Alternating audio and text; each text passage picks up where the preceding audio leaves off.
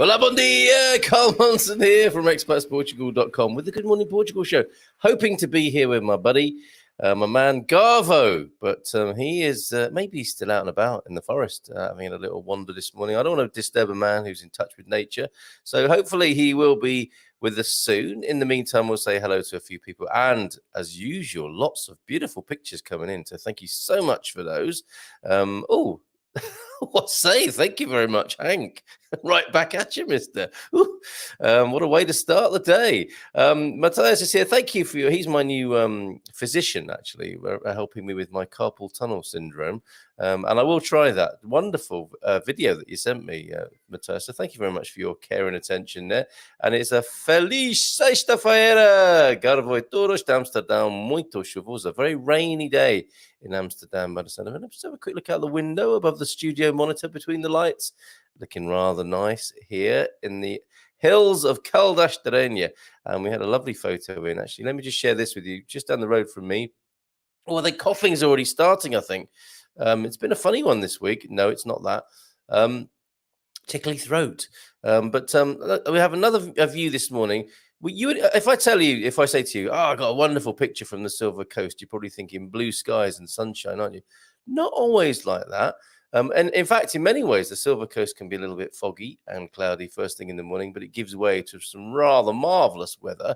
But this is what it looks like at dawn. Jacqueline CDM early on WhatsApp this morning, and the shafts of sunshine through the clouds there, through the bedroom window, I believe there. So thank you very much for that sharing so intimately. Good morning, Carl. Just wanted to share our early morning view from the bedroom window this morning with you. Enjoy your show today from Jacqueline CDM, and lots of the lovely customary emojis along with that message there.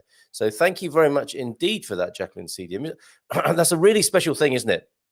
When the sun is bursting through the clouds in the most heavenly way, a biblical shaft of light coming through the skies from the heavens onto the earth, the blessed earth here where we dwell. Okay, thank you for that. More pictures to come, including the ones we didn't manage to squeeze in yesterday. It went on and on, didn't it? I mean, not in a bad way, but despite all my aspirations to finish at around 9 o'clock, we were still here sharing pictures. The pussy and pooch sharing was happening yesterday until probably 9:20, 9:30. Might go that way today. It does feel like it's been quite a busy week, and it'll be nice to have just to kick back and relax with my man Garvo. But it may be that he's already kicked back and is relaxing somewhere else anyway. But there will be a slightly more relaxed tone to the show today. So help me uphold that, if you will. Busy night last night, as usual, on a Thursday in the Expats Portugal community. Great webinar with Sarah Davey, Fire Davey from Spartan FX, talking all about moving money to and from Portugal. And then thereafter, the Expats Portugal Plan people. And a very interesting webinar with them. Something I don't deal with so well. I kind of glaze over and is it dyscalculia? I'm not saying I've got a medical condition, but numbers do befuddle me, and I'm not a detailed person, as you might have noticed. So I have to talk about these things when I'm helping people move to Portugal. So they've got the picture with that sort of stuff, but it's not my what's the word? Leading suite, is it? It's not the best part of my hand, all that financial stuff. But we did our best to talk about it last night, and you all did very, very well. Jersey is here as well. Jersey P, Mr. and Mrs. Prochniki, traveling around Portugal at the moment. How's it going, Jersey? Hola, bon dia, alegria, Carl y Garvo, and Hank is in with Smoky, California. How's it going over there? Not good, right, Hank? With that, hopefully everyone's safe, and that I was going to say blows over. That's not what you want exactly. You want it properly resolved and extinguished, don't you? With that sort of thing going on over there. Hope you and Connie are well. Jim in Baltimore, good morning, dear Carl and Garvo. I'm going to take these greetings for Garvo whilst we're waiting for him to show this. Maybe it's a communication breakdown. Oh, yeah, he's going to be very casual. Yeah, I'll be along in a few minutes. I'll be along in a few minutes, mate. That's Garvo, so he'll join us in a little while. Ola from Cape Town. He's probably listening, so I'll go easy on the Brummy impersonations in his absence. Ola from Cape Town's sunny and no longer rainy alter ego. Okay. It's cool still there in Cape Town. And me and Mrs. M commenting this morning, Cape Town, you're only an hour ahead, aren't you, in South Africa? I imagine in Africa, it's going to be a very different time zone. Hours difference. Stephen Wells. Hello, Stephen. Very few people attend as regularly and as well as young Stephen here. So good morning to you, Stephen. And the Austins are here. The Royal We are here. Hello, both of you. How are you? I'm good. I brought a friend with me. Oh, that's very lovely to see you, Linda. How are you? Linda in Portuguese, as probably most people know now, is beautiful. Hello, beautiful Linda. How's it going? I'm fine, thank you, Carl. All right. And have you come along for the premiere of the movie on the Good Morning Portugal show? I have, yes. I can't wait to see it. Moral support. Are you a little bit nervous, Garvo? I always am. Yeah, well, there's no need to be. You have a very calm and tranquil exterior. You could run workshops on that, mate. On your very calma, tranquilo. Yeah, but it's all facade. It's a burning furnace inside, and with like burning.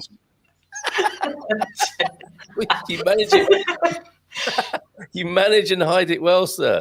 Thunderduck, you've had a lot of greetings already this morning. So everybody who said hello to Gary, please rewrite your greeting to include Linda now. Thunderduck is in Lisbon and saying hello with this special, it's almost like a special handshake when you have that little logo next to your name there. Let's say a few more hellos. And this morning, it will be great to talk about, Elemental Portugal. One of the really great things about your video, Gary, is that there are some lovely views of Portugal in there, aren't there? Even if people aren't closet New Agers like you and me, if I may refer to you as that, they'll see really great views of Portugal, and we will be wanting to know where these places are. Are they your best kept secrets, or are you happy to spill the beans on these lovely locations? I'm absolutely happy to share those not secrets with everybody, because they are out there for everybody, and I hope they do come and see them and enjoy them. That would be lovely if they did. Our American friends will turn up in their Hawaiian shirts and great big cameras, won't they? Making loads of noise while you're trying to sit there looking at beavers and badgers and whatever. No, I don't know about the beavers. Let's leave that to one side. Easy. Let's not go there. Honestly, anybody would be welcome with me, and I'm sure we could get them into the sort of mindset that where I was at that time, because you will see a fairly true reflection of what I'm feeling. And what I'm perceiving on those videos. They're very personal things to me, and I do like to share that with people, and I hope that when they come, that they will be able to pick up that sort of vibe that's about. Yeah, agree. And really, I was just going to say that the places that Gary has shown on his video, there are so many hundreds more places in Portugal that are just as beautiful as that. And they're like hidden gems, aren't they? Absolutely. Yeah, and then that's one of the things we talk about here, isn't it? It's just that, you find that and you think, okay, that's it. I found this gem of Portugal. I need to treasure it and maybe not tell anyone else. And then you realize exactly what you're saying, Linda. Oh, there's another one there. And there's another one. And on your travels, you get the brown signs, don't you? The Miradouros or the Parque de Morendas and all these lovely little nuggets of places tucked away. And you really don't have to worry here. We have a very low population density, don't we? There's 10 million people, and you can travel on the toll, certainly for miles without seeing anybody. And then when you get into the countryside, the central Portugal area where you guys are, you can be bimbling along in your own little world, literally, can't you? And then you'll see somebody else who'll give you a nice little greeting. Gary, you like me? Do you wave at everybody you pass on the street? I think that as far as I'm concerned, around here, they know I'm a nutter, so that they'll just it's him. It's the English. Carry on. Yeah, it's that mad guy. When I'm driving through a village, I wave at everybody, and I don't know if that's a good or a bad thing. Yeah. Just that thing. Yes, always wave back. absolutely right. Yeah. Yes, that's right. And then they go away scratching their head. Who the hell was that? Yeah, that's what Mrs. M. Yeah, Mrs. M says that to me. It's like, well, they don't know who you are. They're wondering who you are now. So, well, just saying hello, a man from Del Monte. I must tell you something, Carl. Right? I must tell you something before I forget, because I know that I will, because I've got to that funny age now. All right, yeah. Yesterday, right, and I've been wanting to do this for so long. This is such a lovely thing in Portugal. There's literally, where are we? If I looked out this window across this field behind me, you'd see a little building which is a Tasca, yeah. Yep. And it's for those that don't know what Tascas are around here, they're little kind of pubs, shall we call them? That's the closest thing you're going to get. But this one is just like somebody's room. It's like walking into somebody's front room. Yeah. There's probably half a dozen tables and a bar. And around here you get a lot of the agricultural workers come there for a drink after work, or they may sit down and eat a meal, which is simple food, but lovely food and well prepared. And it's just got that lovely atmosphere that you came to Portugal for, the simplicity and that culture, the Portuguese thing. And I went over with a friend who lives down the road there. I've been planning to go to this place and set up my own little stall or spot. We went in there, had a couple of beers, tried to use as much Portuguese as we could. A few of the lads in there were a bit sort of quizzical, but sort of who are these two sort of guys turning up from nowhere? Are they government officials or whatever?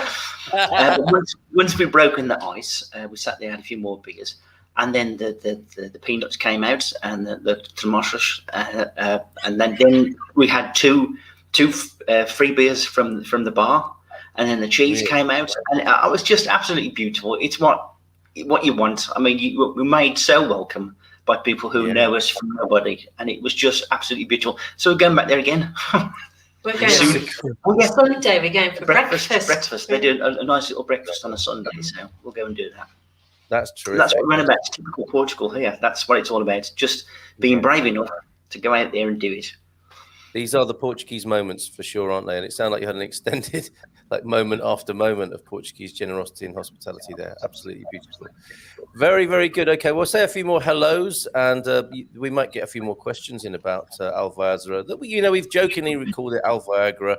No school. Linda's here today, so me and Gary will be a little bit better behaved probably than we might be when we're left on our own. We shouldn't really be left on our own. Should be on a YouTube screen. It's never going to happen. You know that. You know that. Okay, Elra's here in Finland. Portuguese in Finland. That's quite a niche, isn't it, really? Good morning. Unless, of course, there's a big community there that we don't know about, and there may well be, but good morning to you, Elra. Great to have you here. And the customary man cave greetings. They do this now, don't they? Because we haven't had a Garvo yet, have we? But we will do, don't worry. But they're all shouting out to each other like primates in a kind of colony of primates. All the testosterone flowing about. Bon dia, possibly going to be a fun Friday morning. You see, as soon as your name's mentioned, the giggling begins. I think. Bon dia, Elra, from Matthias to Elra there, and Jacqueline. Thank you so much for sending that photo in. You guys didn't see that, but this is actually, this is something you mentioned to me, Gary, when I was saying it's a bit foggy here in the Silver Coast. You said, well, what do you think the silver's all about? The clue is in the name, mate. And that's how a morning can begin in the Silver Coast. That looks godly, doesn't it? Something has happened. That's not over your house, is it? That's not the Munson household. Where it's yes, every morning it's like that. Every morning as I receive divine inspiration for the show, that's how it rolls. And the music, hallelujah. Every morning. It's like that. Doing great. Things are moving. So Jersey P, and Hank chatting and fellow Americans there. Good morning, everyone. Paul's in as well. Thanks for your help last night on the webinar, Paul. Greetings from Harrogate, Northern England. Weather dull. So, guys, make us feel good. We'll do it. The pressure's on now, isn't it? There's that sexy beast car. 3 sexy beasts on the screen now, Hank. Control yourself, mate. Andrea Hogan, bon dia as well. Oh, Tom sent in a picture yesterday. We had a pooch and pussy day yesterday, Gary. and Linda, and we neglected to reach Tom's pussy because we ran out of time. But we'll do that this morning. Bon dia from Scotland. Patricia's here. Hey, Patricia. My old boxing coach, right there, Chris. I don't know why I start talking like that when I'm talking about my boxing coach, but it's geezerish, isn't it? And then you're a bit of a pugilist yourself, aren't you? Back in the day. Yes, rumor has it. Yes. Yes, you got punched in the ring, I hear. Yeah, I was beaten around the ring quite badly. Yeah. Okay, Cobra, are you still struggling with ambidextrous? Well, I am, and I that was hilarious. Yes, I think it was Stephen Wells says because I'm swapping it. I'm mixing and matching on the mouse. And Stephen Wells said, when you're trying the mouse with your left hand, does it feel like someone else is using your mouse? Cheeky. I might be able to come and visit during my 2-week vacation in September. Not sure, as things to do are piling up. Don't sip tea at that particular moment, Gary. You're going to spray the webcam in a minute. Hello, bon dia. Good morning, Portugal. It's Friday.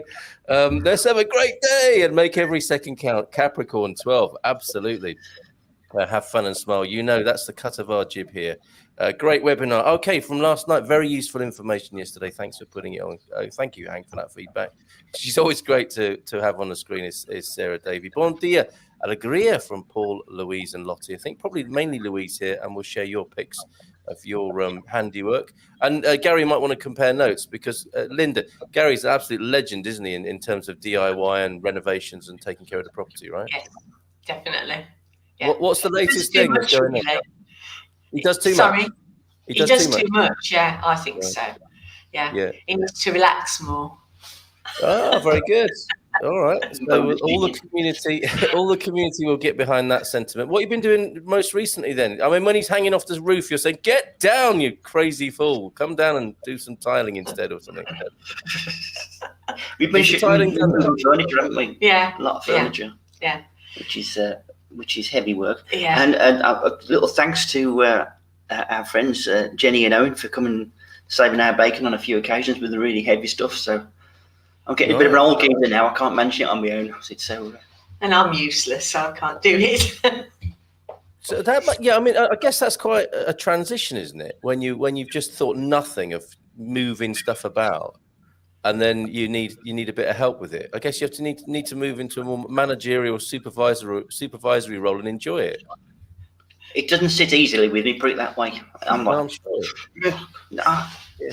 Yeah, that'll be an expat thing, won't it? Yeah, and you're saying like bend your knees, but no, don't scratch the architrave and all that sort of stuff. Okay. You're good at that, aren't you? That's your fault. That's what I say. Architrave. Mind the dado.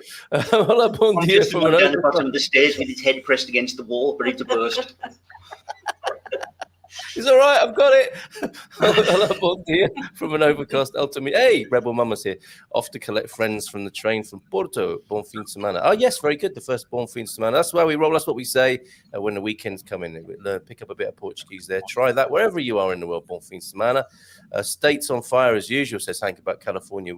Knew we were home when we saw the columns of smoke from the airplane window. My goodness. Stephen Wells, Garvo knows it takes 20 minutes to get to the guest. Yeah, that's true. So that's why. Is that why you were thinking? He says 9 o'clock, but he's not going to finish rabbiting till about 9:30. So I'll join when I feel like it. No, I did. My apologies because I had to move the setup from where it originally was into here because we'd just be two silhouettes otherwise. Because it like where you are, it was slightly misty because the hills behind us is kind of your direction. It's still misty over there. So I thought the other room. But then the sun came out, and it was just like, Mission Impossible with two people sitting there. So I had to do a quick change over here.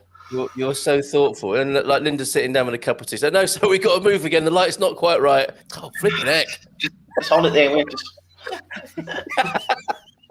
Feliz Sexta-feira from Jeff. Hello, Jeff. Good morning to you. Hi, Gary from Hank. Hank! You've been... Let me let... Garvo! Oh, yeah, that's a proper one. Jim White. Welcome, Gary. That's a little more of a sedate, tranquilo, calma. Welcome there, thank you. Thunder, like a duck, calm above the water, paddling like hell below. Is that a good description of you? Sometimes, yes. That is a fairly accurate sort of cameo of me, I think. brilliant. Michelle from Australia, good morning to you. And thank you for the flowers for us there, Michelle. Very kind. 50p on giggles by... Yes, he was right, wasn't he? It was a little bit of a flurry, a little bit of a gaggle of giggles. So you're absolutely right. 50p on its way to you. Don't spend it all at once. 50p. Who says 50p anymore? What can you get these days? I don't know. What can you get for 50? Well, you can get 200 4 for a penny choose. And didn't we do that? I mean, did you do that when you were a kid? You know, you could get like 4 for a penny or something like that. I don't know if, or was it 2 for a penny? Yeah, 4 for a penny. Fruit salad and blackjacks. Fruit salad. So you go to the shop. Can I have 200? And I'll take a mix, please. And I want 100 of each. And the shopkeeper's like, oh, kids. And I don't want any pink one.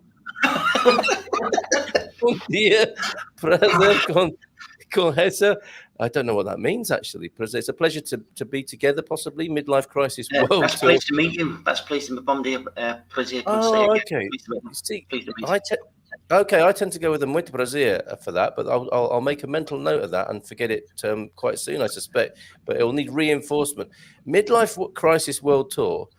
Do you think that name's going to have to change at some point? I wonder. Is that going to be an episode, sort of a chapter in your life, and it will move on to a sort of maybe the fairly contented post midlife world tour? I don't know. We'll see. We'll watch this space. There's Linda again. These people who are saying things like that, Patrick included. Good morning, Patrick. Know you from the wine club, Linda. Sounds bad, doesn't it? Good reputation. It's very good of you to get up so early. Honestly, it's fantastic. Good on you. But there she is again, says Patrick. You guys making me totally miss the place already. Oh, sorry. It's hard not to do that, and I apologise in advance. We will be making that much worse as the programme develops, Hank. So you may want to look away. Bon dia, alegria. Hi, Carl, Gary, and Linda. And all Penny's here. Hi, Penny. We, the Portuguese, are scattered all over, though I haven't met a Portuguese here yet, but they're out there. And Nuno Mendes as well. Nice Friday. Thanks, Nuno. How are you doing, my friend? Tuning in, Anna Olsen from Sweden. Having a great weekend, everyone. The greeting there. I'm sure I will meet them all on our flight back in. Yes, that's when people come together of nationalities, isn't it? At the airport. Funny that. I was in India once. Sound like some sort of Phileas Fogg.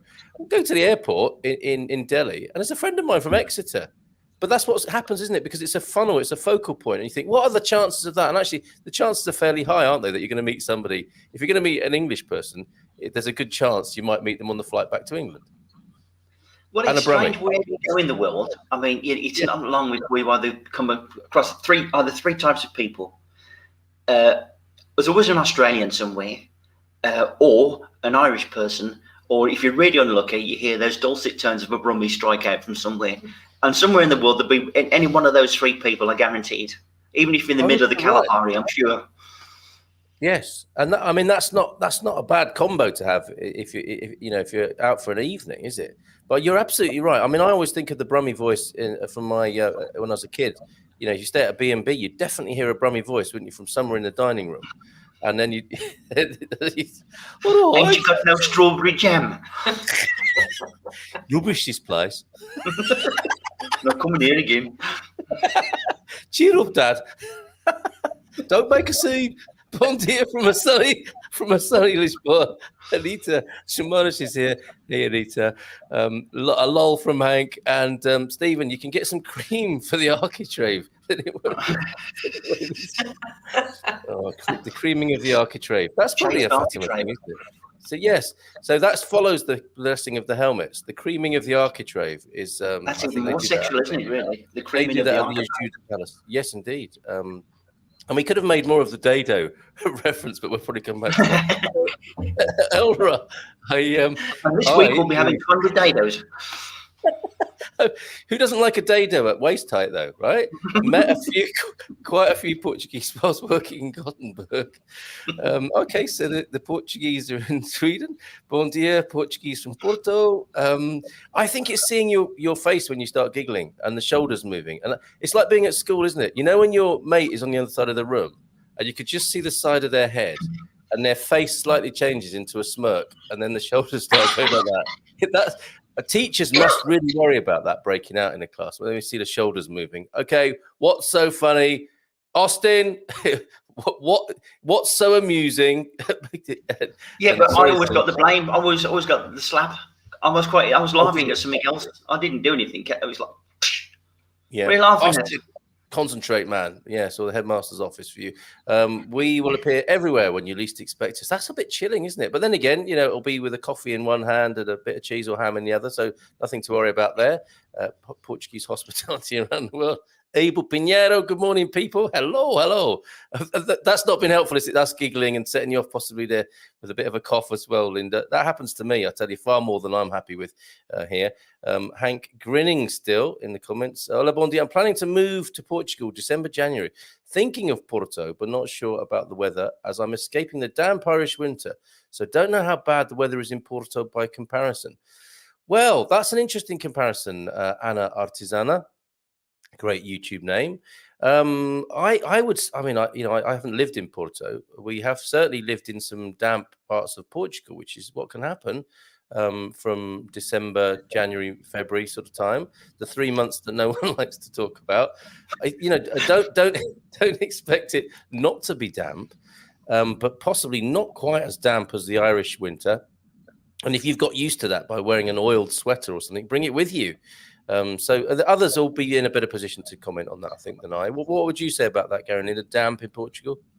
Do you know what? People going about the Portuguese winter and the cold and the damp and stuff, but you've got to keep it in perspective compared to the winters that we have back in the UK. I mean, it's nothing really, is it? Let's be honest. It's a bit of, you get a few weeks of rain, good fat rain, but temperature-wise, temperature-wise, it's nothing. It's very manageable. Even here in the centre, I mean, it does rain. There's no doubt about it. But I think that we've been down to somewhere just above freezing at its worst. And to be honest, right after the summer, it gets so hot that you think, it's actually nice. It's actually nice to have a season where you can throw a few logs on the burner and sit around it with a nice glass of aguardente or something, and a bit of Frank Sinatra. That's the way. And some days, when the rain stops, the sun comes out, and it's really quite pleasant. Yeah, even in February, you can still go down to a t-shirt. So you just have to accept that April can be a bit wet because they call it the month of 1,000 rains. So April's a bit wet, and you can get sort of wet days through the rest of the winter months, but when the sun's out, it's nice. It doesn't last for 6 months like it does in Britain. No, not at all. No, there you go. And it's managing expectations, isn't it? If you are thinking it's going to be that blue sky that I've got in my image behind me for all the year, that's not how it happens. There are seasons here for sure. So that's really helpful. Thank you.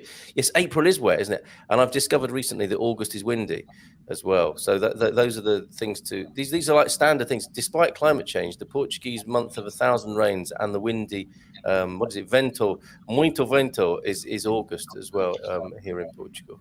It keeps the temperatures comfortable when you're sitting out in the sun and it's windy. You don't realise how hot it is. So that's true.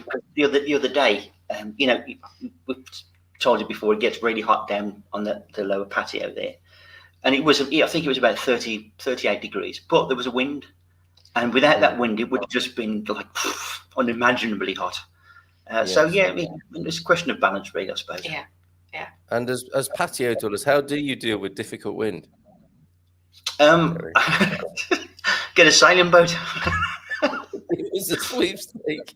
Everyone in for 50p, winner takes the money there. Well, yes, I would feel a little bit under pressure if this sweepstake kicks in, but we came for it, wondering if there are Irish people in Porto. As Gary said, that question, are there Irish people in X, Y, or Z? The answer to that is yes. You don't go anywhere in the world, do you, without meeting an Irish person at some point quite soon in your visit. And then the Australian, and then the Brummie. It's absolutely right. There's a commonality here. There's a commonality. You think about it, right? You have the Australians who are quite sort of robust and don't mind. They love travelling. The Irish were forced to leave their own country and travel worldwide, and the Portuguese likewise. So they have a commonality and probably a similar of character. hardiness and the durability that they carry. Yes, and then and as a contrast, come the evening, it's time to unwind, have a drink, have a chat, be convivial, and that's so true, isn't it? Hard work and hard, work hard, play hard. Consciousness as well. There. Yeah, very interesting. Yeah, okay. So, are there Irish people in Porto who could compare Irish weather to northern Portugal? Is it the same there, or a little bit of thanks? Jerry, Irish Jerry Lawler from Expats Portugal. Came up. Well, I think he was quoting somebody else, but he said it's Portugal is Ireland with a sunnier Ireland, so there are definitely parallels there. It's the Celtic band, isn't it, as well? Hank is still laughing. Look at that. Lots of value for Hank this morning. Rains a lot, but you have sunny days too. I'm thinking in that time, yeah, and that's lovely when it happens, isn't it? Thank you, Zay, for that. A 10p mix up. Oh, look at this with white mice. Yes, check. Fruit salads, check. Sherbet dabs, Palmer, not too keen on. I thought they were sort of medicine Parma violets and fizzers as well there. Did you like a Parma violet? I don't. It's like something. It is one of those things, isn't it? With Parma violets, it was a bit. How can I say? If you had Parma, it's a bit effeminate, isn't it? Let's be. You reminded me of your old aunt. Yeah. Exactly. Yeah. Or they were in a drawer. There were mothballs in one drawer, and then Parma violets to keep the undies smelling sweet in the top drawer or whatever. I thought it was more of a potpourri or a sort of an air freshener, a Parma violet. But it's not the same splash of urine, though, is it? Let's be honest. Oh dear, 50p's in you. Oh, they still got a half a crown up there in Yorkshire. Morning, the Austins and Mr. Mwinson there. I'm being Portugal, Mwinson, Mr. Minson. Already become old codger on lockdown. So you've gone. So you've missed a few stages out from midlife crisis world tour to old codger on lockdown. Brilliant. Andrew, look at this. They are the young primates are shouting out to each other. Here they are in their natural environment. Primates like that. You bloody primates. Good morning, Nunu, from Jim as well. And look, Hank's thread is fantastic. He's smiling emojis and lols all the way. Everyone loves the dib dab. Of course, I bumped into friends from the UK in Australia. Yeah, it's so funny. And there we go. Look, it's been turned into a joke now. In English, or a Brummie, an Irishman, and an Australian walk into an airport. All right. Hank said, "Lul is a swearing word in Dutch. I wonder if it's safe to share what that actually means. Maybe PM me with that one. 1 week to go. Let's have one of these for you, or a bit of." Bon dia, and a 1 week to go from Jackie Polly. You like my sound effects? A bit Quizmaster, isn't it? And that's you said that's a bit Play School, actually. I think I sure have heard that on Play School a few years back, just before we looked through the square window.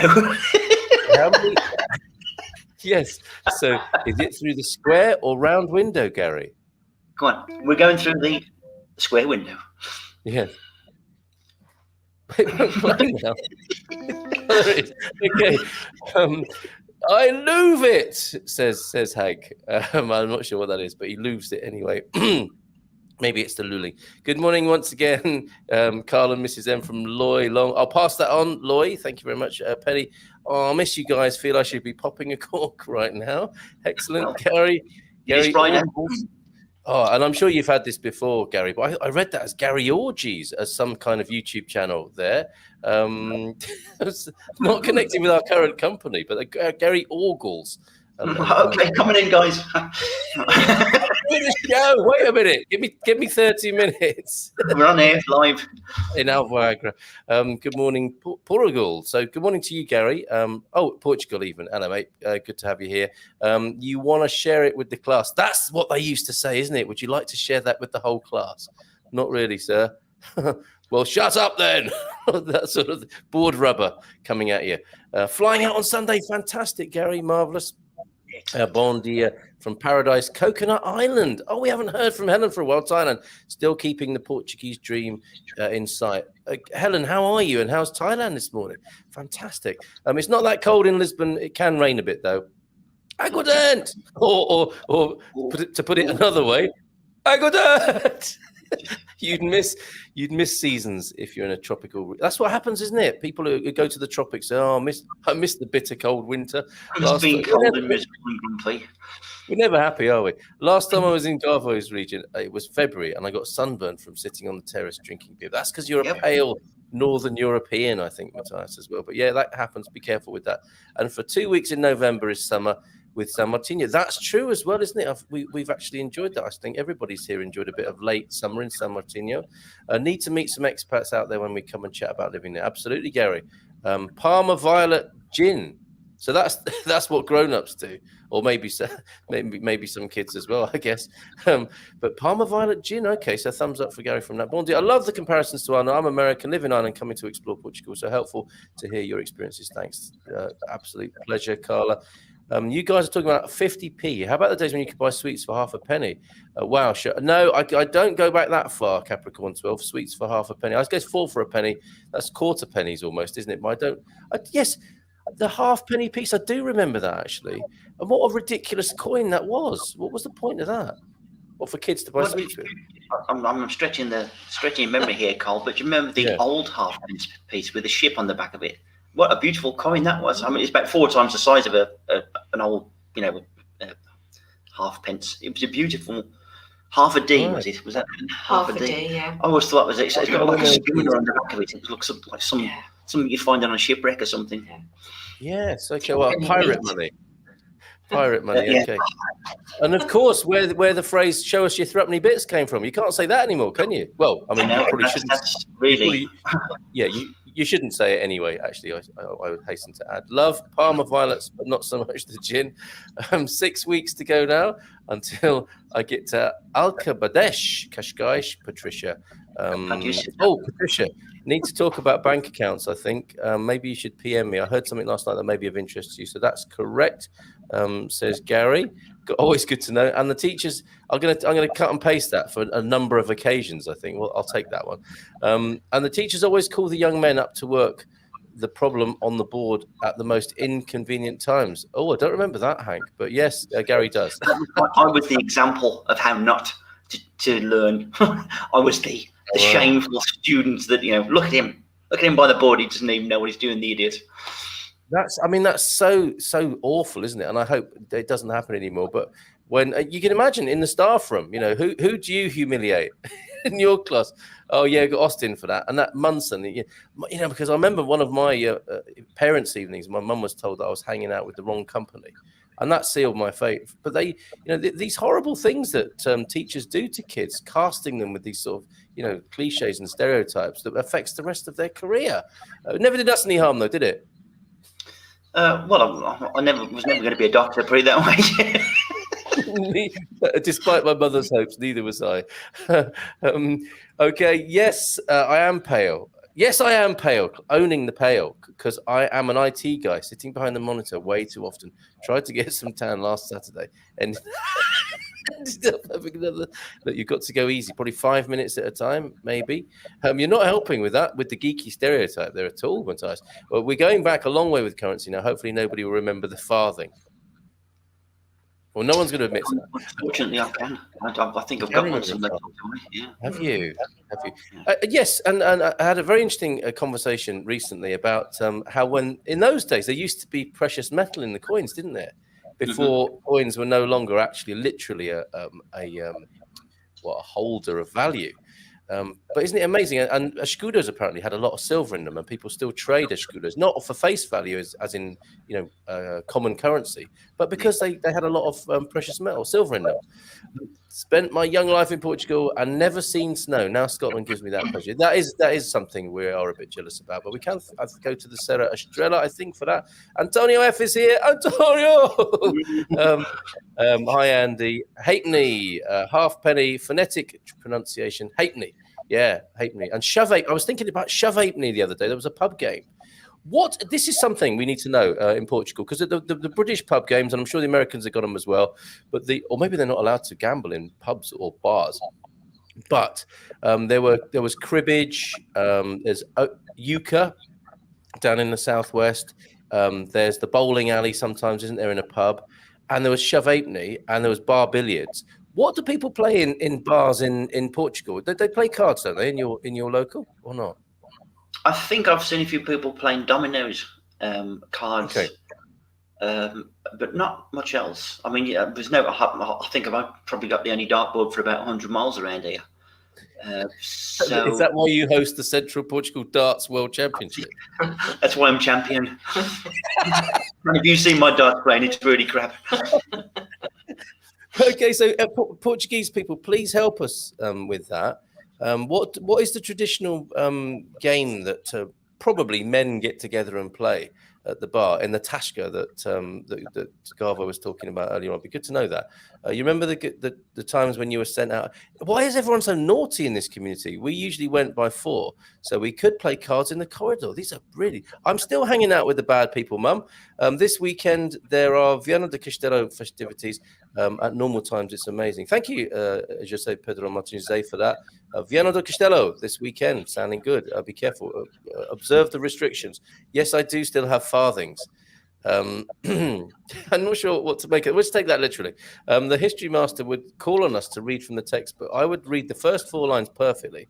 Oh, Capricorn 12, then begin to stutter. I bet that helped, didn't it? Sit down, boy. Tactics of. Oh, you did it on purpose. I see. Okay, it wasn't a habit that was just petrified into you by teachers. You did it on purpose as a way of like Roger the Dodger tactic. Very good, Capricorn 12. There are some seriously naughty people here. Antonio. Okay, one more comment. It's 1:45. Can you believe it? When you get on the subject of banking again, tell why, other than buying a home, what is my motivation for getting a Portuguese bank account? My money spends fine from my current American account. Thanks in advance. So why would you need a Portuguese bank account? Possibly. Yes, you do need it for your D7, that's for sure.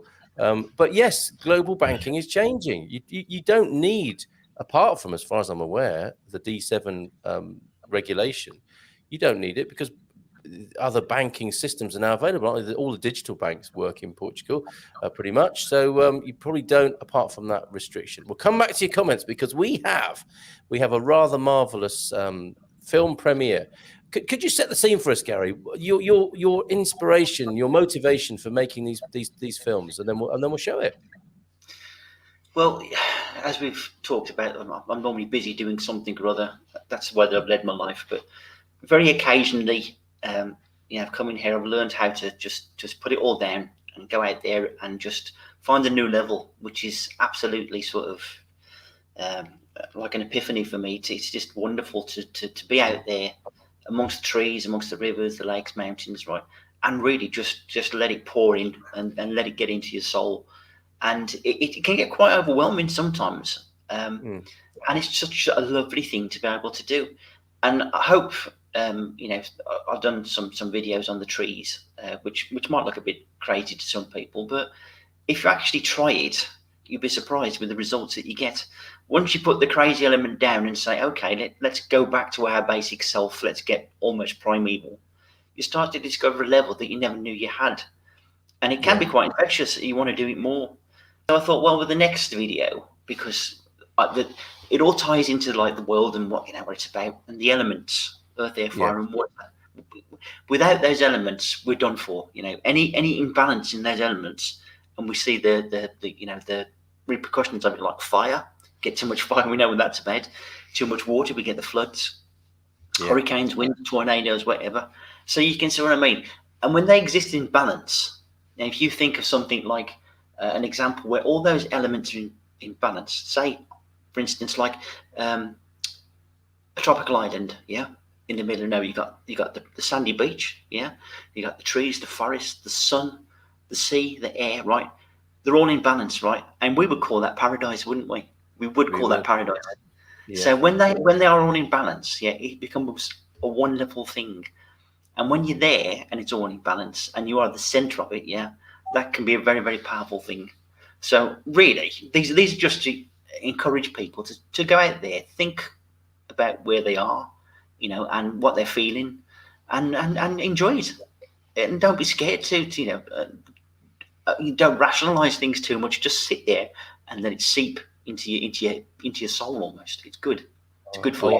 want to talk more about that dynamic, because I think, you know, people do come to relax in Portugal, and this is taking it to another level, and quite a profound and meaningful level, which is really important. So let's play it, and we'll come back and talk a bit more after, and also, of course, hear the comments from people in our community as well. So here we go. Thank you so much for allowing us to do this. This is Human Rewilding, Part 1, Water. Love the title, Human Rewilding. Okay, here we go.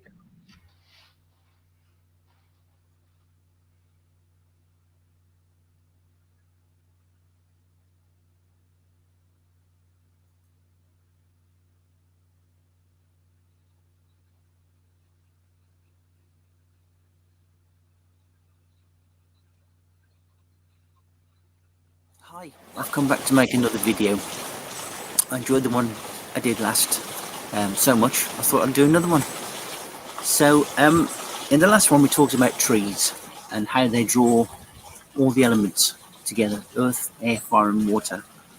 I think we should talk more about the elements because they're so important to us, and our ancestors almost worshipped the elements in certain ways because they realised how important it was to be close to them and understand them. I think what we'll do is we'll deal with each one individually, just in a short video, and we'll be about water. We're going to go on a little journey from where water starts. We'll talk about probably the water cycle and how it parallels with our modern lives and echoes some of the things that we tend to forget.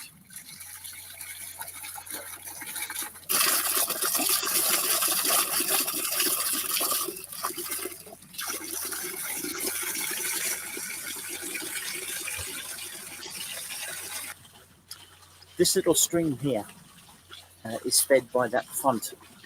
Now that font probably began life as a raindrop that fell way up in the hills many years ago. It's filtered its way all the way down to this point, runs out of that little font over there, down into the stream, and carries on its journey. This has got a kind of strange meaning in its own way because it is the start of the water cycle, almost the birth of it. And we'll follow this journey along the way, and we'll make some observations. On its way, our stream faced many different challenges. It overcame many obstacles. It may have met other streams and formed rivers like this one.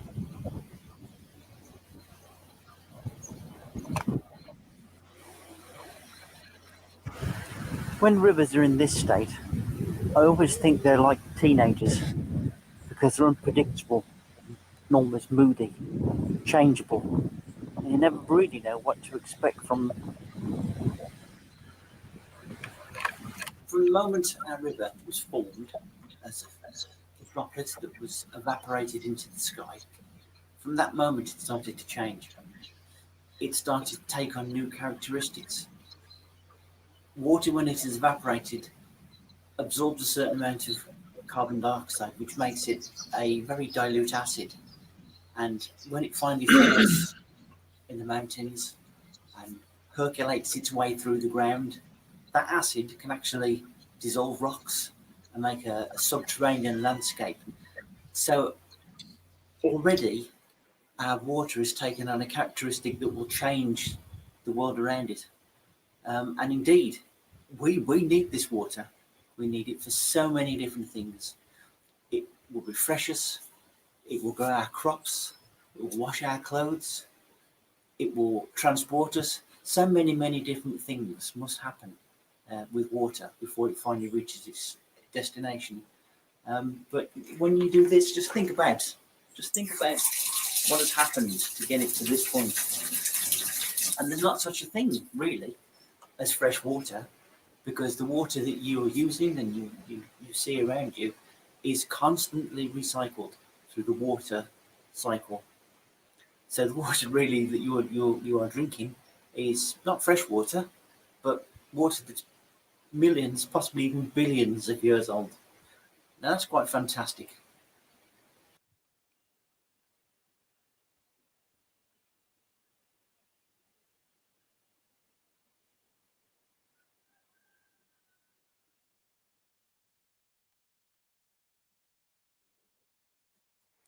So here we are.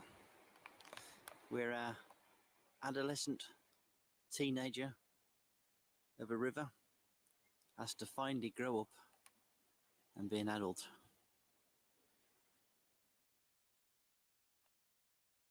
When rivers get this big, they're never going to be so fertile, powerful and productive.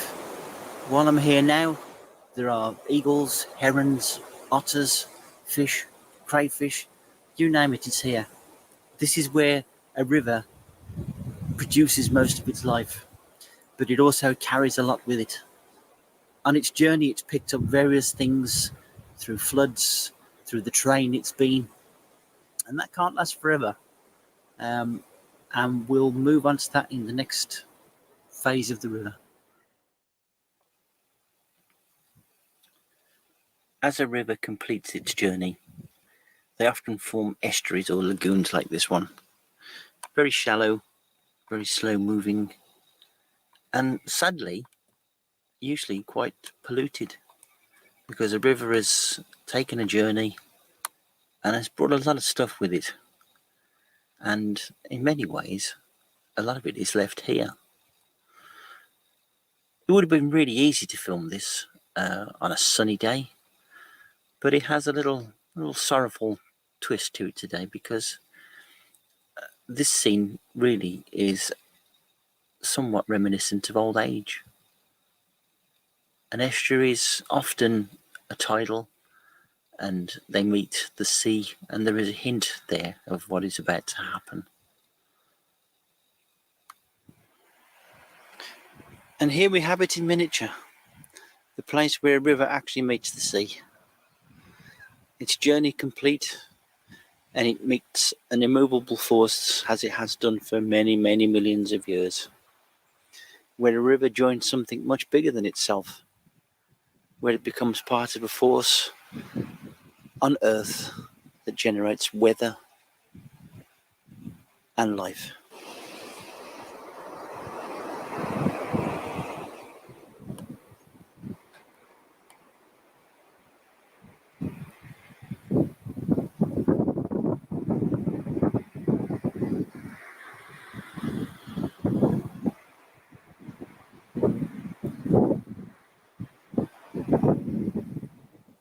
And so the story of our river reached its end. Or did it? Our river joined the magnificent sea that you can see behind me. It joined the oceans and all the other rivers that flowed into it, the millions of rivers with all their own stories.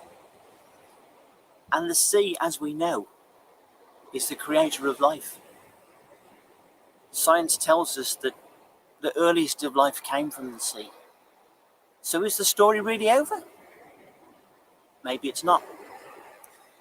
Our river flowed into the great expanse, and somewhere out there where the weather exists and weather formations take place, water is drawn up to the heavens in an almost religious type way, and is brought back to the land where it falls as rain, and the whole story starts all over again.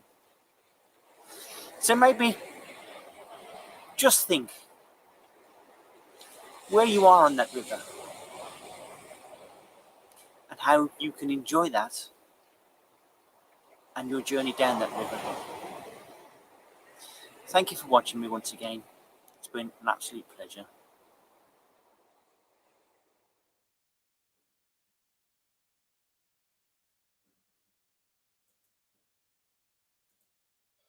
Absolutely brilliant, mate. Oh, you're on mute again now, aren't you? That is fantastic. Really very moving, very inspiring. Oh, another one's coming in now. Let me just turn that off. Yeah, absolutely wonderful. Lovely feedback coming in there. I know it's probably a bit awkward to make you watch your own film live.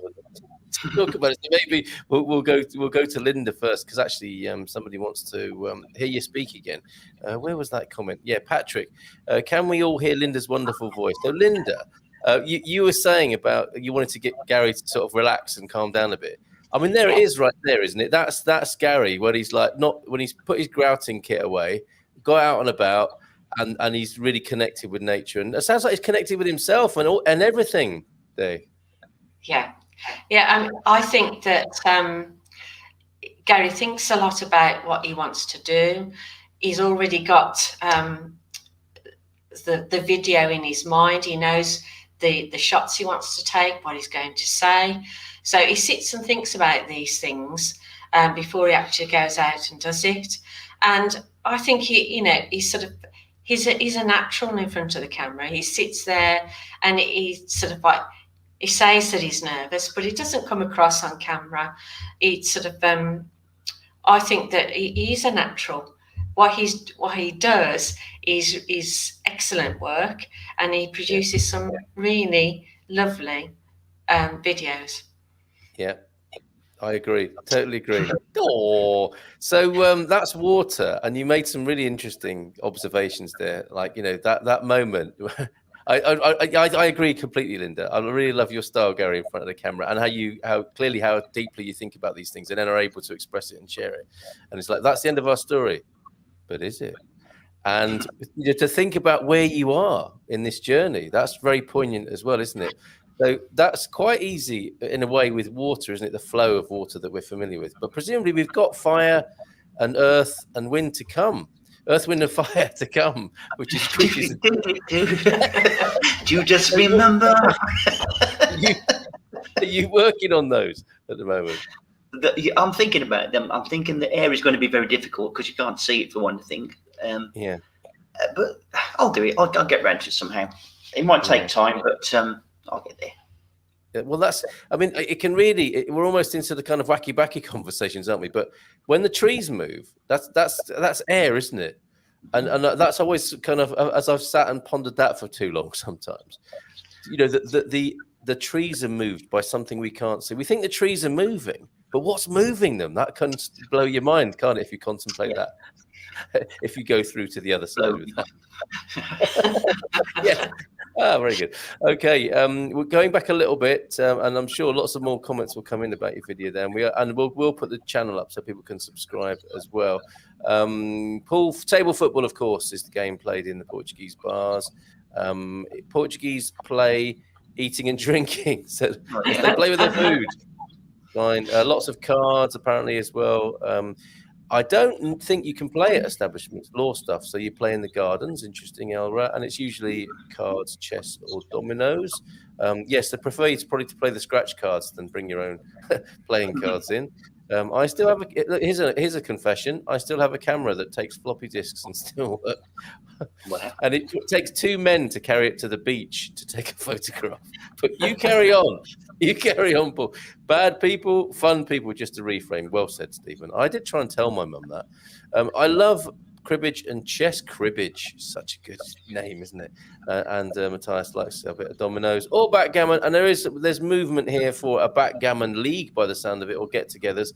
It's such an expatty pastime, though, isn't it? Backgammon. I always think of expats on expensive boats drinking G&Ts with deck shoes on of an evening with yacht rock music playing in the background.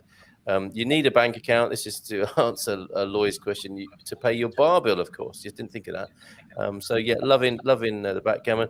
And Thunderduck, yeah, grabbing your popcorn. I'm sure with your sensibilities, you'll have enjoyed that video as well. Can we all hear Linda's wonderful voice? Well, that request was met there for you, Patrick. Gary, that's beautiful. Says Hank. Have we got a backgammon tournament coming up? Andy's saying, Gary and Linda, I found you might have been here actually, because I know you're good world travelers. I found those Zen places in Australia, the Whitsunday Islands, magical and uninhabited. Now, this you talked about what was it? Rewilding the mind. Is that the title that or the umbrella you're using there? And Andy's talking about Zen places. And as you said before, Linda, we've got them in abundance here in Portugal, haven't we? Where you can get in tune with nature and the Zen. And the wildness. Is that an ongoing project for you personally, Gary, that you're rewilding yourself, do you think? I think so. I mean, we live in such a complex, frenzied world. that while I've been here, you know, I've had a bit more time to sit and think about things and examine, you know, what motivates me and what I feel. Yeah. And the terrain that you've got around here is so varied. I mean, you've got lakes, rivers, mountains. You're only an hour away from the sea. You've got the cities. It's just a great place because you're kind of in the centre of everything. And, you know, it can change your mood. If you're feeling a bit down or a bit flat, just go out there and, you know, into the forest, have a walk, listen to the birds, look at the flowers, the smells, and you'll come back a different person. You know, you would just it's free. Everybody can do it, and there's so much more of that all over this country. In fact, it's not just this country. Like Andrew said, the world is full of it. So wherever you are, you're never going to be far away from it. So we can all do it, and it does. It's a great thing. It really is. Yeah, and with, you know, we have become very digital, haven't we? We've become very in the pandemic times. We've been drawn towards our devices and the media to try and find out what's going on. And this is a really great antidote to that, isn't it? Because you can always go out into nature to find out what's really going on. Yeah. beneath all of it, beneath all of that stuff. Great news from Germany. Bon dia, Carl Dorosh from sunny, not from Germany, from Setúbal already. Jim, great. This was Jim who we featured the other morning, that wonderful photograph with Robin Williams. Here for the weekend, then down to Tavira for a week. I'm so pleased for you, Jim. Want some of that for you, my friend. Hank's in for the backgammon and dominoes. Oh, they're still at it there, look. And yeah, with beer and vino and some snacks, that's got us a nice evening. They're saying there. Yes, towards Jim, at Jim from Andrew. Just check the fire situation down south. It was big last week, especially around Tavira. So yeah, good call there, Andrew.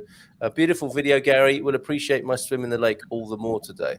And yeah, that little bit of reflection and reverence, I think, is a really powerful thing. What a great way to start the weekend. Love this video. You have a true gift. Thank you for sharing, Garvo. Please keep creating and sharing your wisdom. Totally agree.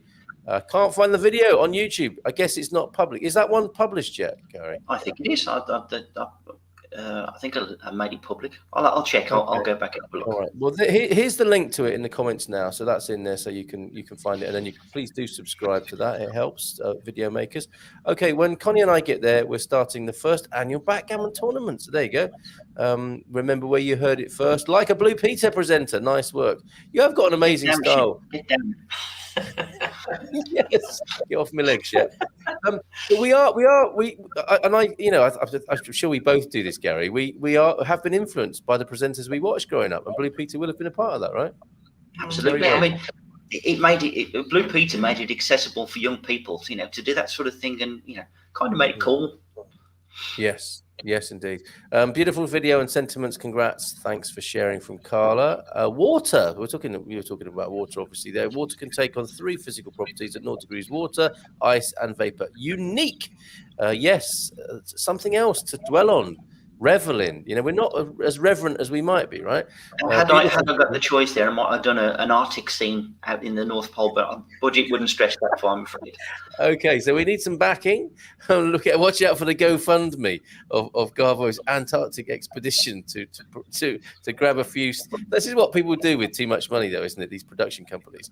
We need to just go get that one shot of the Arctic to make this film about the environment.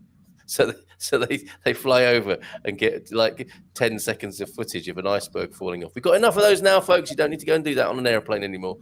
Beautiful video, says Andrea. Bom dia todos. Lindo. Céu azul e sol aqui em Torres Novas. So a beautiful blue sky and sun in Torres Novas this morning. Fiquem seguros todos. Stay safe, everybody. From Reg. Cheers, Reg. Good to see you here this morning. Matthias, Portuguese, we could call it the Back Man Cave Ammon. That's quite a mouthful, and you won't be able to say that after a few beers or wines. Except for the sea, the largest volume of water can be found in the atmosphere. Andrew's great for these sorts of facts, isn't he? And people, yes, the comments are pouring in. This is wonderful. So, Matthias, yeah, you should be able to find that from the link I've just given you. The cycle of water is the cycle of life. Great video, Garvo, and of course, we are made mostly of water, with coffee in it sometimes. Thank you very much, Mrs. M. Very nice. Great video, Garvo, from Antonio. Bravo, says Thunderduck as well. The human body is 45 and 75% of water, depending on age and lifestyle. Well, there's an interesting thing, right? Because you were saying, where are you in this cycle? And isn't it interesting that as babies, probably we're very fluid, literally, and flexible and moist. And then as we get older, we get a bit drier, don't we? In the man cave, it might go up just a few more percentage points than that, and on a Friday night. Briefly.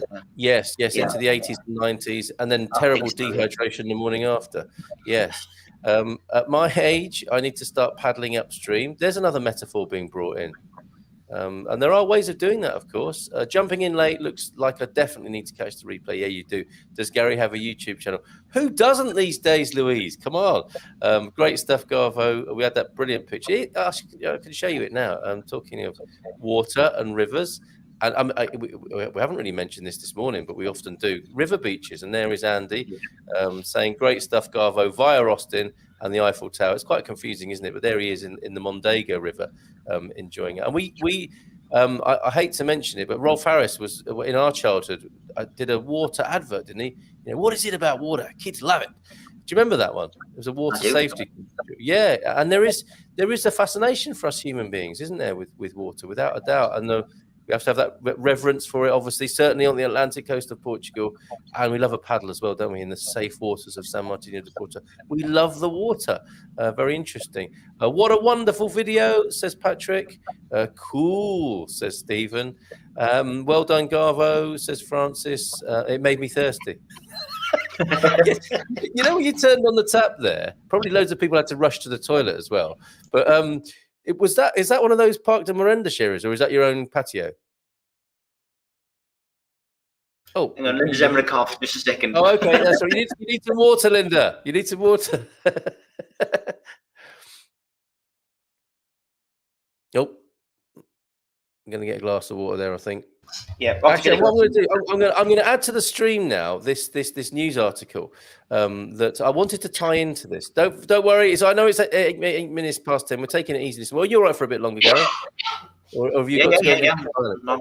Okay. This terrible picture, as you can see here, this was the fire down south in Portugal, southern Portugal, and Castro Marinho. And this is the devastation that fire can bring. And I'm sure you'll touch upon this. You know, this is the one we are especially afraid of, but is also incredibly useful to us, like the element of fire. This is what it does on a bad day. But I thought this article was very interesting and ties up with what you've been sharing with us, right? We can't wait for the government.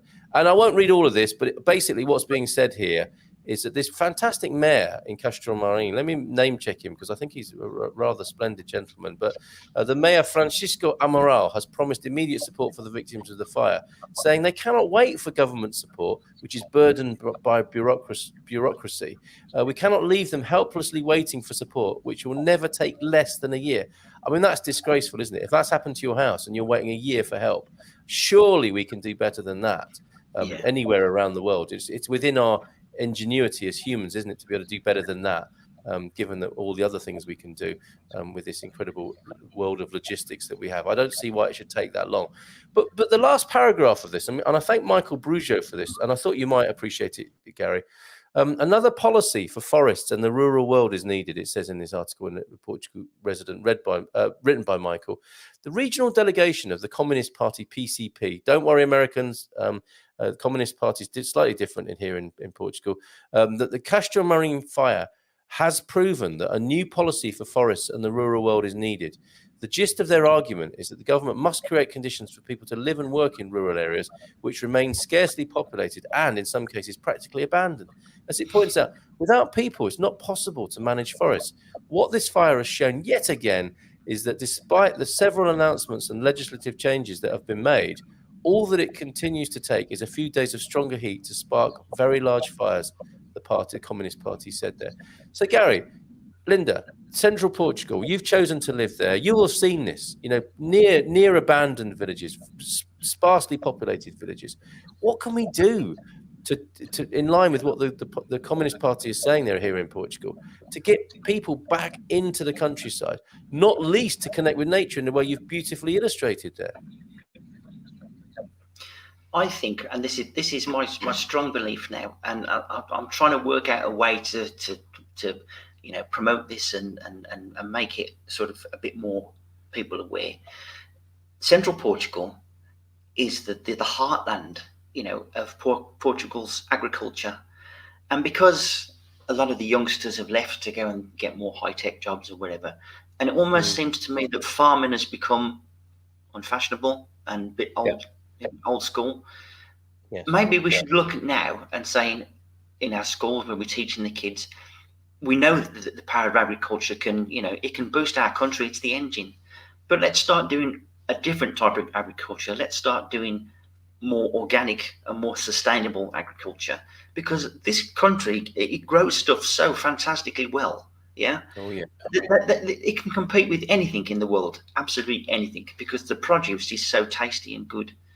And we've got to go back to that. We've got to bring people back to the farms.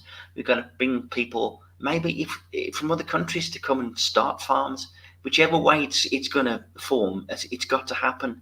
But if the Portuguese youth can be sort of persuaded to look at farming again in a more updated way, and that can be done with organics, etc., sustainability, then Portugal could become a lot more wealthier than it is.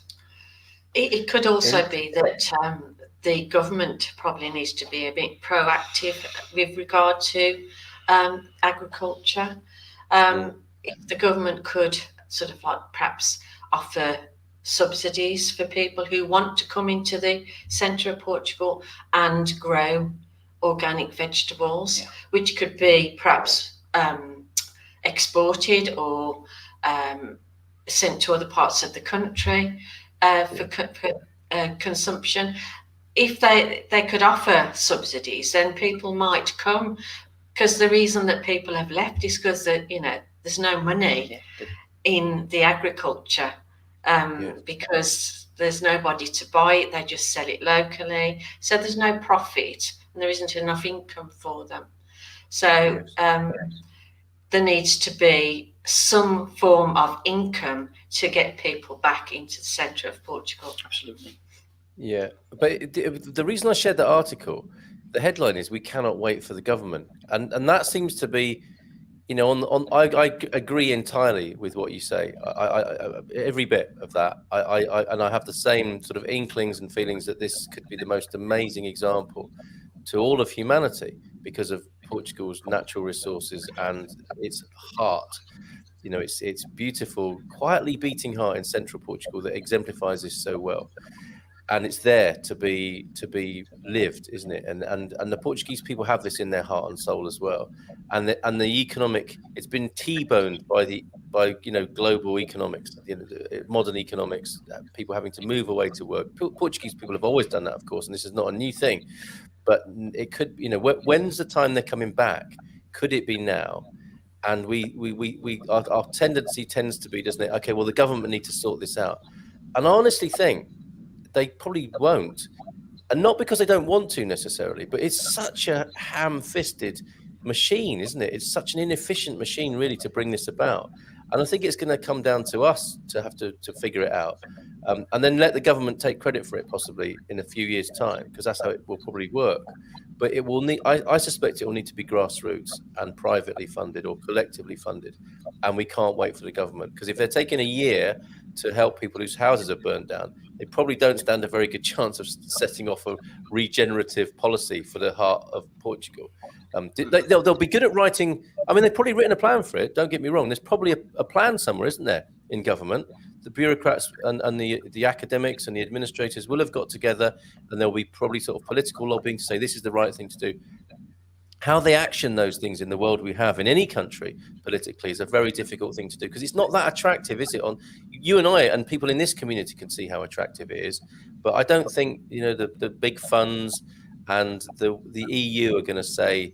I mean, we don't want the EU overseeing it, do we? Because that would be another obvious go-to, wouldn't it? Is that let's let the Germans from the heart of the EU regenerate the heart of Portugal, and that could happen on paper and technically, but it's probably not going to turn out quite like that, is it? Well, that's where the policy comes into it in the packaging, because If you just try traditional farming, your monoculture farming,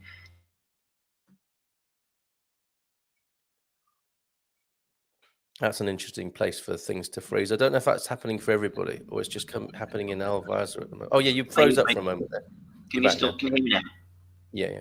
Yeah. It's So when we mentioned the EU. It's that they were listening. Yeah, that could.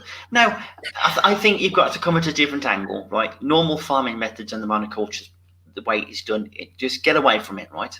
Specialize in organic, good quality food, which I know Portugal can do by the bucket load. Yeah.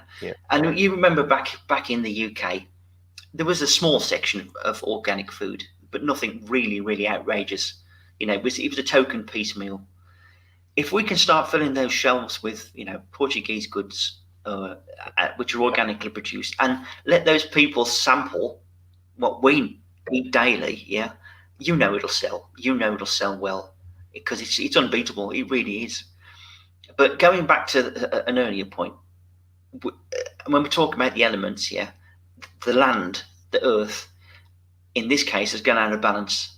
We've made the earth go out of balance by planting huge plantations of eucalyptuses, the same old, crop, and it's not sustainable. We created this problem through our own means, and we've got to dig ourselves out of it.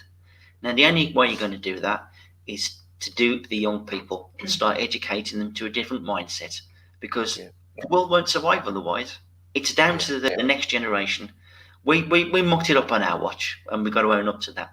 So, and this goes very, very much in tandem with what Jenny was saying the other day. With her Rainbow Warriors project, we've got to educate people. We've got to bring in the next generation with a different mindset, to give a more broader picture about where we are on the planet and what's going to happen. Otherwise, we're not going to make it. Yeah, well said. It's all about education and awareness, isn't it? And that's why that's why it's so important. We talk like this, and I think we are, we are warming ourselves around an inspirational fire, because that's another aspect of the fire element, isn't it? Just going back to a few comments. Video production is not easy, so hats off to you there, Gary, with that. I bet. Yes, you're showing your agreement there. How long did it take you to create that? That was actually filmed on my little camcorder, which is coming probably about 20 years old now. It's an old piece of equipment, and it is difficult. If you've got to film and you've got to think about it, you've got to direct it, produce it, edit it, film it. It is quite a project, but I don't want it to be too polished. I don't want it to be professional. I like it to have that nice raw edge, because it kind of reinforces that you're there with me. And there's no overproduction of it. What you're seeing basically is what I was saying at that particular time. Well, organic and free range, I think. I bet Gary has more than one video in mind. Yep, mentions all four elements. Absolutely, they're coming. You guys are great. Have a wonderful day. Thank you, Patrick. Right back at you. Igualmente there. Bravo, Garvo. Great job. Really enjoyed it. Beautiful, says Michelle over there in Australia. All is connected. Yes, and that's a lovely result, isn't it? For someone to watch that and come up with that conclusion, or be reminded that all is connected. I think that's 10 out of 10 there, 11 out of 10. You can see air, wind, turbines, trees blowing. This is the effect of air, isn't it? And Matthias saying the same thing. You can see the effects of wind. Wind, yes, certainly can. When you clear the bar, you can. Talking about, we're never far away from that, are we? Talking about, trapped wind. It's not the trapped stuff you need to worry about. Talking about the water, our apartment here in Albufeira is losing water twice a day. What? How's that happening? 10 a.m. and 8 p.m. for an hour or so. It does happen. The water supply does sometimes drop off. Oh, I see. Okay, I thought it was like the water was escaping. Okay, so the water pressure dropped. They've got a geyser in the lounge. Yes, okay. Yes, I guess this is what you find, isn't it, when you're in temporary accommodation? Those little idiosyncrasies. Gary, I hope you find relief, or more pressure. I guess not relief, but the opposite, really, there for you, Jersey. Gary can start a country file Portugal. Such a great video. Yes, it does have that vibe to it as well. Bit of John Craven going in on there, I think. So yeah, hats off. I'm honoured. I feel honoured now. I feel really quite good with that. Yeah, total and utter country file. Shower time. Oh, that's for Jersey, I think. Nature's great reset. Now they've ruined that phrase for us, but it's exactly what you're talking about. We're talking about a rural reset, aren't we? But you can't use the blooming great reset phrase anymore because of those jokers with their silly ivory tower ideas. Great video, Garvo, or Garbo, as you're sometimes known. We ourselves are around 60% water, all part of the great universe and affected by the moon, not us. Great job. Look at this, Brother Austin is here. This is the guy. This is the guy that taught me how to do it. I picked up the bits and pieces from this guy. He's the true champion, not me. Well, isn't that amazing? Great job with the video, Garvo. A true natural TV persona. It's true. It's absolutely right. You can give David. Look at this. You could give David Attenborough a run for his money from Abel Pinheiro. Yes, and you haven't got a depopulation agenda either, like some say he has. As far as I know, anyway, Garvo, we haven't talked about it. That was a beautiful video and lovely words from Louise. We got one from you, Louise, to come as well. That's what's happening here on Feel Good Friday on Good Morning Portugal show. Antonio F says to Colin, if you're into countryside videos, there's a YouTube channel in Portuguese. This looks great. Let's make a note of that, folks, because we'll be learning our Portuguese, learning about Portugal. Or Miradouro, obviously the beauty spot. The viewing places are called, viewing platforms are called Miradouros, aren't they? The Golden View, I guess. Followed link and subscribe. So you got one new subscriber at least this morning. Tried logging into the Man Cave last week, couldn't find it. Capricorn 12, Man Cave techies, do something about that. With age, we lose some water percentage in the body. As generally, we do not drink enough water every day. Yeah, because you always be going to the loo, but you got to get the balance right. Carl, Gary, Linda, great to see you. Amazing content. That's what a creator does. Moves people to see and feel the world around them with a blessing to live in a beautiful world and get to see it today from your eyes. Get to see it today from your own eyes is Raquel's recommendation there, I think, and the lovely compliment there, Raquel. We know you're a bit of a spiritual person. Not a bit, really. A total spiritual person. Thanks for joining us this morning. Sorry, Garv, I missed the video. All that running water had to go to the loo. There you go. That's what we're talking about.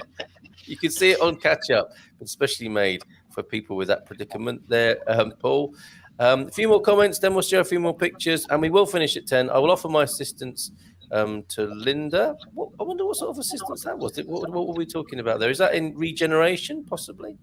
You've got a fan. You've got a fan in Patrick there, I think. Remember Mr. McGrady in the house tonight. Oh, dear. Yes. Messy is the word that comes to mind there. Stock up on the snacks too. I believe there are grants for people to rehabilitate. Yeah, that's true. That's true. I mean, I'm not trying to write off the government's role in this and what might be available. Of course, you can do a golden visa.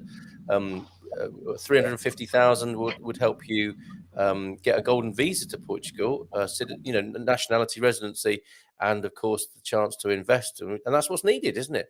Apologies for any typos. I was on my not just money investment, but people being here, people seeing it, people working together. But yeah, money's important too, obviously. Apologies for any typos. I was on my exercise bike watching the old wine muckers there. Fantastic. Lee has got bacalhau com natas waiting for him and beer. That's great, isn't it, for a welcoming in a half expat house? Niche farming rather than mass monoculture. Exactly what you're talking about there, right, Garvo? And I have put in, I think I've put in a link to the coexistence corridors in the Gerês. I mean, that takes it to another level. If you go to the Gerês rewilding project, you will be truly inspired. I will pop that in the comments if I haven't done so already. But you're right, Stephen, I think on the right lines there, talking about permaculture farming. I guess that comes into it, right, Garvo? Yeah, it's all part of the story, isn't it? Stephen, I totally agree. Now, this is an interesting point. MD Anwar Hussain says you need an income. I don't know if he's just saying, I need an income, can you help? But or this is a comment about rewilding. We need an income. We do, but it's all a matter of balance as well, isn't it? We go into this, the Mexican fisherman story. I won't tell it now. I think everybody knows that now, don't they? But it's a perfect illustration of how it is some people get lost in the money-making treadmill and then, need to retire at the end of it, when in fact we might have different ratios, we might have different expectations. And yes, we need income. We need a sense, we can't escape an economy of some kind, but we can certainly readjust it, I think. Okay, Richard Perkins' YouTube channel is a great example of regenerative agriculture. Some great suggestions then this morning. David Dawson, if we leave it to government, this is what we get. Absolutely right, David. You're right there. And why do we keep waiting then? What that's another part of human psychology. Why are we leaving it and waiting for the government to deliver? Linda speaking wise words. We must help this planet. And there you go, Linda. It will be the people's labour and investment to fix the world. Bureaucracy tends to cost more and take longer. That's right. So we got a bit of a people's movement brewing this morning. Let's capitalise on it, folks. The decline in small family farms has left the US with a handful of mass food producers here in the USA. Hope Portugal doesn't go the same way in the future. Yeah, you don't have to look far to see the examples, do you, of how it's not working. Wendell Berry's a great writer on this and has seen that. I mean, we recognise that as a proper rural idyll now, don't we? The family farm, which has been progressively destroyed, I think, in America, in India, wherever you might look. The Russians seem to have a very high level of local and family agriculture, don't they? They have a remarkable amount of home-based resilience in the Russian culture. So that's an interesting place to look if we can get beyond our sort of political biases and all that sort of geopolitical brainwashing. The parents don't want the kids to be farmers. They prefer doctors and lawyers. This is the thing, isn't it? Also, kids hear the stories from grandparents of how farming is hard, and when bad stuff happens, you starve. Plus fires. That's not a pretty picture, is it? Who would want to do that as a young person? But things have moved on. What would you say about that, Gary? Well, I was just going to throw in a point there, right, about getting this done sooner rather than later, because we have a generation who are still in farming at the moment, but they're getting older, and all that knowledge and all that experience needs to be utilized before it disappears, because if it does, then the game is lost. And as far as people coming here, and I've often thought this to myself, if you want to make an investment and you want to give something back to this country, sure, buy a property here. It's very reasonable price, especially in central Portugal, and you often get a lot of land with it. Now, if you don't want to necessarily farm that land yourself, you can get reasonable price labour to do it. So you're investing in the local project of making good land, but you're also investing in local labour. So you're giving back on a multiple level. Now, not everybody's going to be able to do that, but if you want to use your hard-earned cash in a way that's morally right, it's possible. It's very eminently possible here. So think about it. Great idea. Absolutely brilliant idea. I'm just downloading a video to show at the end here if you hear a little bit of sound. Building work is finished. Oh, building work is finished. Okay, so we'll come back to that. I'm downloading that to show. And why do I say things like we will finish at 10:30? There is absolutely no chance of that happening now, but I understand if you Austins have to go soon. Eucalyptus is just because it's ready to cut much faster than other types of trees. You get your investment in just a few years instead of decades. Yes. And we do need to think differently, don't we? The short-term return is killing us, isn't it? Let's face it. It's, that's true. Eucalyptus decimates the soil that it's planted in. It poisons the soil. It wrecks the soil structure. And you've only got to look after a eucalyptus plantation has been cut down at the condition of the soil. So it's short-term thinking, short-term profit, but long-term, bad idea. Very, very bad idea. Absolutely. What was it? Chief Seattle, wasn't it? Not until the last tree is cut down will we realise we can't eat money or something. Sorry to paraphrase that badly if I did, but it strikes you when you hear that for the first time, and it's still true, isn't it? Okay, we can make. This is not an argument with you, Elra. You're absolutely on the same page here, I'm sure. But short-term profit is not good for our long-term survival. And when are we going to learn that? Seemingly unrelated, but in the same vein, I'm curious to learn how the trades, plumbing, electrical, HVAC, is that air conditioning, heating and air conditioning, carpentry are getting on in Portugal. It's a huge challenge to get young people into the trades here in the USA. Topic for another day, but it is connected. You're absolutely right there, Jeff. Glad to say it's happening, going on. And Gary and I have commented on this before. You see the tradespeople, it is part of Portuguese life. They make sure they have a decent lunch, and they work hard and they play hard as well, as we said earlier on. Andrea, Ton and I are planning to rebuild a property and farm for local markets, doing something with ecotourism and off-grid life. The more people doing that, the merrier, I would say. Elra, but agree with Gary and Linda, mentality needs to change for sure. Antonio, yes, and most properties are small, so it's almost for self-use, almost no profit there. Some people have invested in agriculture, mostly for exportation, like berries. Yeah, it tends to go to the mass agriculture, doesn't it? The avocado problem. It always has to be big. We need to, go back again. Another one of these, what is now an environmental cliche, but small is beautiful. The work of E.F. Schumacher. He knew what he was talking about with his Buddhist economics in the 1970s, but was a voice in the wind. I use a smartphone on a gimbal with an onboard mic. I get great HD footage. I think that's a production tip for you there, especially when brothers, uncles, and cousins get together to divide an already small plot. I think that's the eucalyptus thing, isn't it? Are you saying we're all lunatics? Yes, without a doubt. No question, right? Oh, that was Penny's comment, wasn't it? I'm generalizing that even more. I mean, if you look at us and what we're talking about, how we're creating a world in which our own survival is questionable, that would be the definition of lunacy, wouldn't it? Kenyon, bon dia todos from Jersey P. Some people have got to go out and enjoy the day now. Lovely Linda had a cough. I offered my assistance. Love you, Linda. A loss of help and admiration from Patrick there. Buy local. Stop wasting food. There you go. Gary giving it to us straight there. Capitalism is killing us and the earth. We have friends. It's funny, Penny. I think it can, I don't know. We could get into and we did have these conversations, didn't we? The right kind of capitalism. Maybe for you, the right kind of capitalism isn't capitalism at all. That's what happens, isn't it? It doesn't, you refine it so much, it's not capitalism as you would recognize it in the end. And true also of socialism, incidentally, but killing us and the earth. We have friends in the Algarve who live purely off their land. They grow vines, olives, fruit, grains, chicken, turkeys, pork, and the only thing they need to buy is beef and fish. It's amazing. That's truly inspiring. Let's get them on the show. Unfortunately, Portugal is mostly thinking in the short term. The country needs money fast and tries to find ways to do it fast. Often people just dig a bigger hole because they're not thinking ahead. So true. We need that 7th-generation thinking coming back, don't we?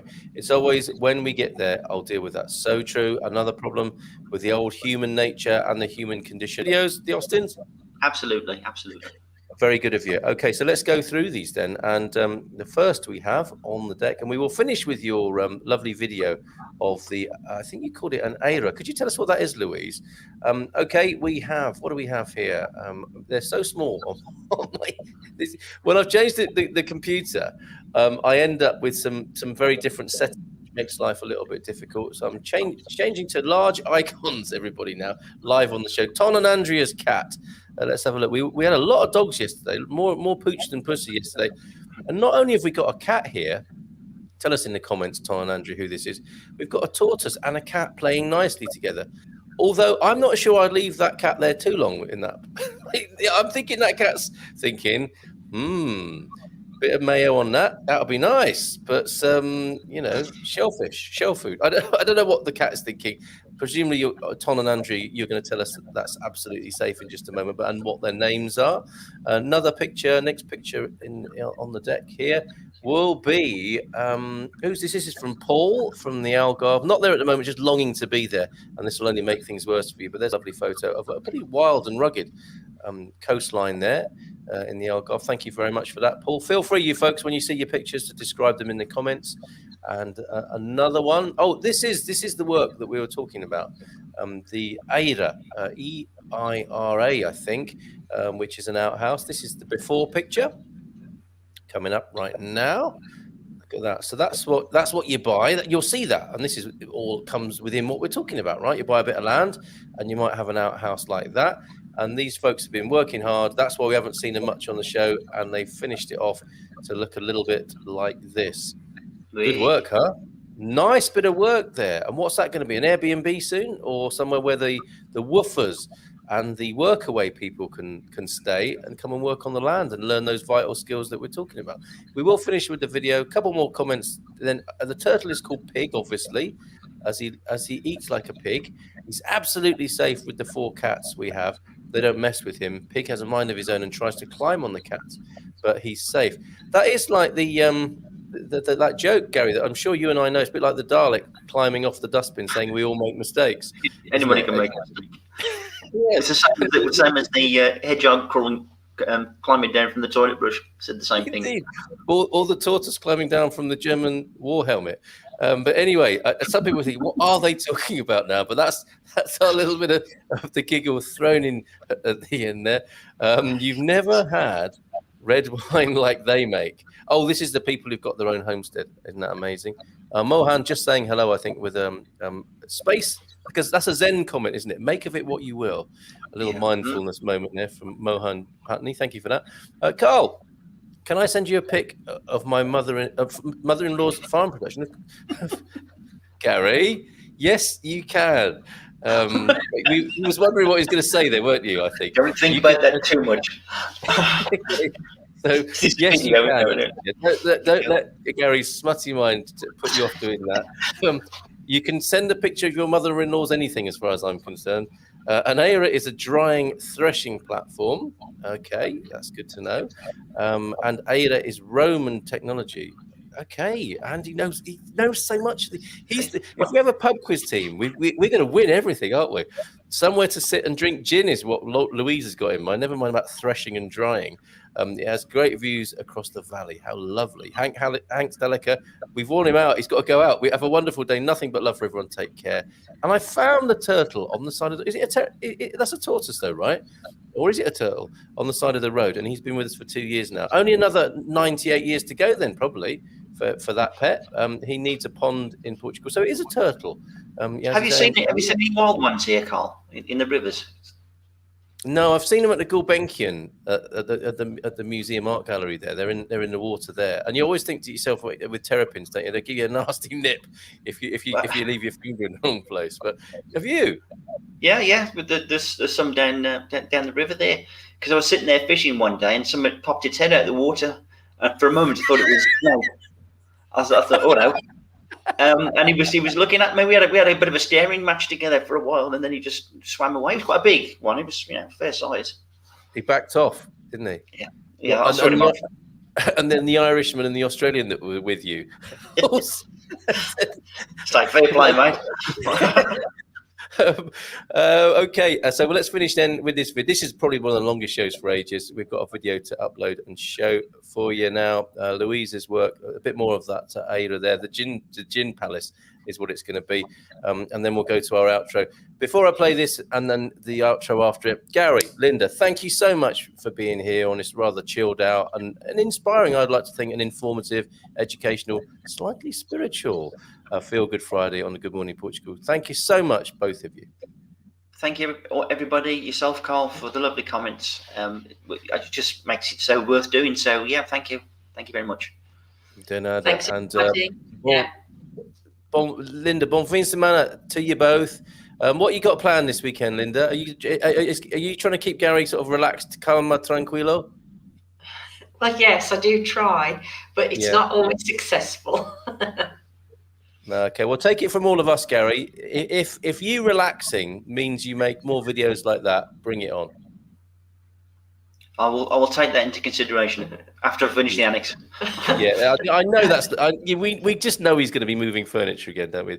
Later on today. Thank you both. Love you both, and have a great weekend, and we'll see you soon. Ciao, ciao. Bye. The building work is finished on the renovation of our top Shistu outbuilding and Aira. So here's the builder. Give us a rave.